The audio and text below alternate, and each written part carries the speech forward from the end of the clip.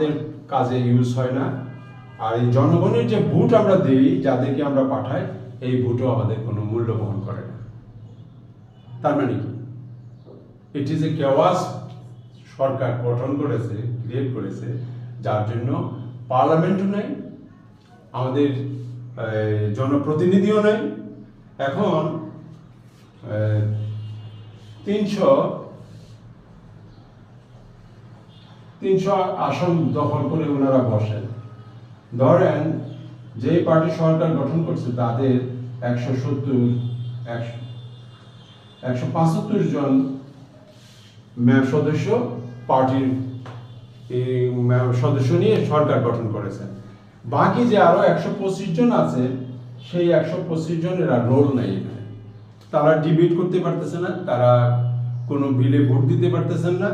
ফলে এই 175 জনের যে রোল এখানে, সেই রোলটা এখানে শুধু বসে থাকা। প্রাইম মিনিস্টারের অধীনে এবং পার্টির যে প্রধান, তার অধীনে ওনারা চাকরের মতো অথবা পুতুলের মতো চুপচাপ বসে থাকা এখানে কাজ। আর বড় জোর ওনারা কি করতে পারে?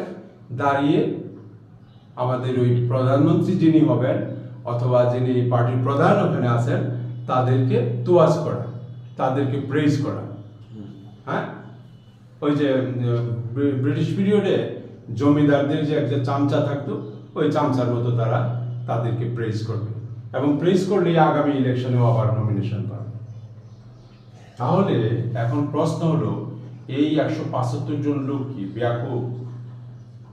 নিশ্চয়ই তারা কোনো না কোনো স্বার্থে সেখানে বসে থাকে। সেই স্বার্থটা হলো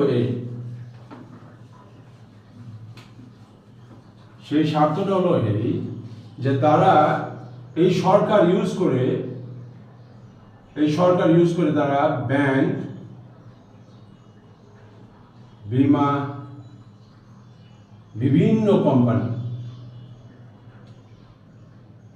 কোম্পানি তারা মালিক হতে পারে।